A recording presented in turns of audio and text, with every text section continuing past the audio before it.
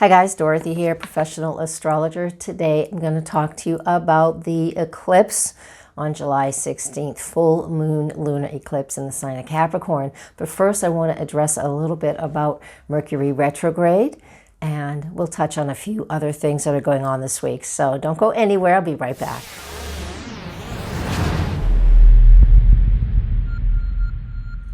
All right, guys, welcome back. So let's get started. First off, I would like to talk about Mercury retrograde. Now, there is so much negative news about Mercury retrograde out there. Pop astrology has taken this phenomenon in the sky, the apparent motion of a planet going backwards, and has created such drama around it, and which is, that's appropriate for Mercury in Leo, but I just want you guys to recognize that this is pop culture that has really made this something of a big deal. And it doesn't have to be. Do things go wrong during a Mercury retrograde? Absolutely. Do things go wrong when it's not retrograde? Absolutely. What we focus on and our attention to what we want is what we will receive. These are universal laws. So if you want to have a rough time over the next 3 weeks and not create and not use this Mercury in the sign that it happens to be in, it will be in Leo and it moves into Cancer this week. What do you want to do? Do you want to have a difficult time, or do you want to focus on the things that we can use properly and use really well during this period of apparent retrograde motion? This happens 3 times a year, as most of us know, not all of us know that. It is a period of reflection. It's a period of slowing down and taking your time. It's just like trying to go days and days and days without sleep. We must slow down and recuperate and recover. That's what we do every night. We sleep. Now, if we have times when we're not sleeping well, we're not going to function well. And we're not going to be as accomplished as we can if we do get our regular periods of rest. So just think of the retrograde of Mercury in that way, where we're just going to take time and rest and reflect and learn a little bit more about what was. Following these weekly forecasts and the written forecast on my website, address will be up here and in the link below, and you can read the forecast day in and day out. I do something for every single day on the website especially.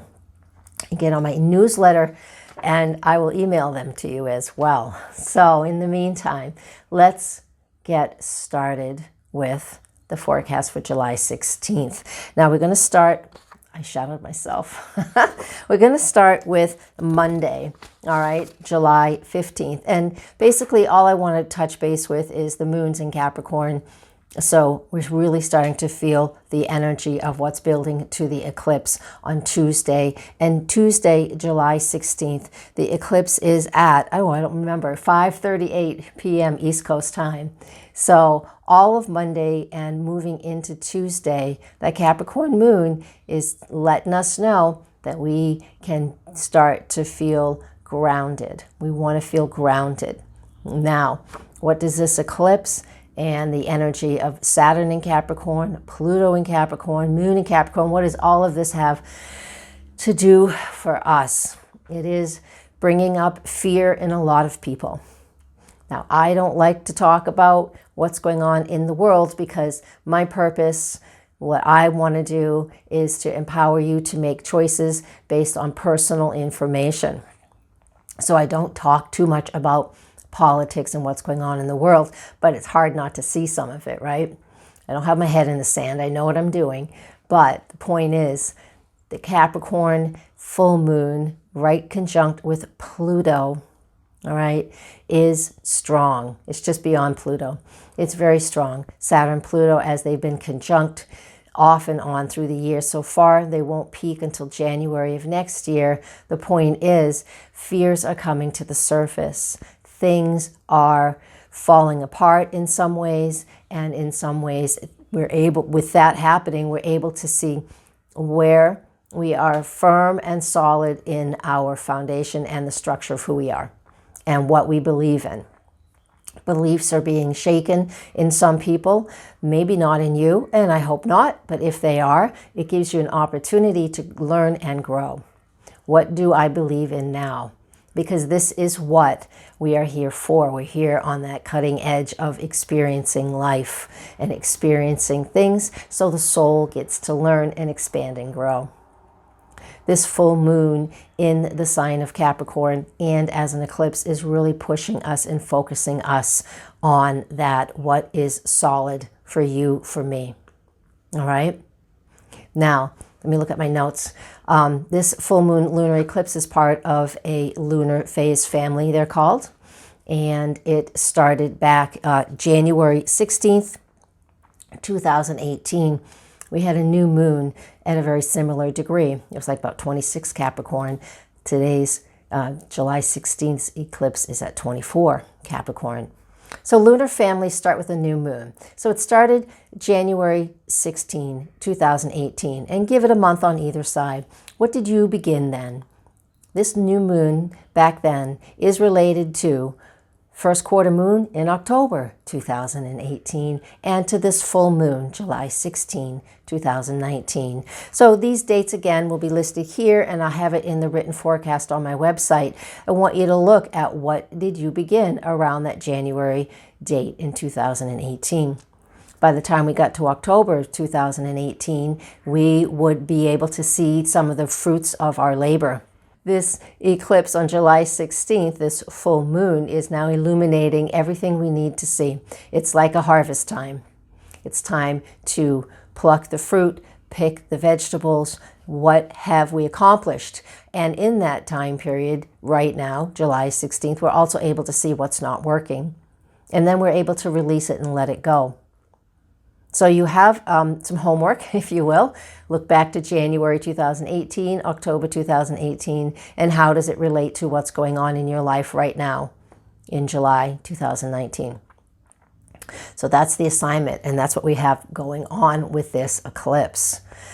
And boy, I'll tell you about the rest of the week though, so that's next. On Wednesday the 17th, Venus is opposite to Saturn, so if you're in a casual relationship, you may feel like you need to get serious or something about the relationship isn't working. You're being made aware of where you are in regards to your relationship. Now, Venus also is in charge of our finances, and so this is an opportunity to really get a hold of your finances. It basically says don't spend too much money. Because kind of the next aspect we have with Venus is on Thursday the 18th, and she makes a trine aspect to Neptune. And this is so much easier. This is her in love. This is her going with the flow. This is her saying, oh, I'm just going to spend money. I'll pay for it later. But the day before, I know. So on Wednesday the 17th, Venus-Saturn says, be responsible and serious. And then on Thursday, Venus-Neptune is about easy breezy, go with the flow. Hang out at the water, drink a little too much, relax, don't worry about it. So we have very opposing energies on these 2 days if you're even paying attention to what Venus is doing in your life. On Friday, the 19th, Mercury re-enters the sign of Cancer. So what was going on for you in June may reemerge. Mercury in Cancer will always bring up anything going on with siblings, if you have something going on with siblings. So that's Mercury. Mercury rules our siblings. Cancer is about home and family. So if you had something going on in June, this is an opportunity for things to reemerge, for you to look at it and see how you can handle it emotionally, what you need to do emotionally about it. This is also caring and nurturing for that, for yourself. It has a lot to do with self-care, but also, since we really are focused a lot on family with these Cancer Capricorn eclipses, this really is like taking care of that inner child, that the family, whatever the family did to that inner child of you, how you were growing up. A lot of these issues are coming to the surface for my clients. I even paying attention to a few things going on for myself personally. It's all good because this is what we're supposed to be doing in this period. So while Mercury is retrograde for the next few weeks in the sign of Cancer, if something has to come to the surface, allow it. No need to stuff. Go with that flow. All right? So that is pretty much it for the week, but I do have to give you Saturday and Sunday. Saturday and Sunday, that moon in Pisces is easy breezy. Let's relax a little bit. We may have had a very active emotional week. This will add to it, but it's also, when we have the moon in Pisces, it's also easy for us to see what's going on in the bigger picture and in the collective. And if you are a spiritual person, and this is a wonderful opportunity to do a lot of meditation and really go with the flow. All right, I'm going to leave you with that. Please let me know how this eclipse has worked out and played out for you. And I always give lots of additional information to my Patreon group, so come and check that out too. And I'm going to leave you with that. Blessings. Namaste.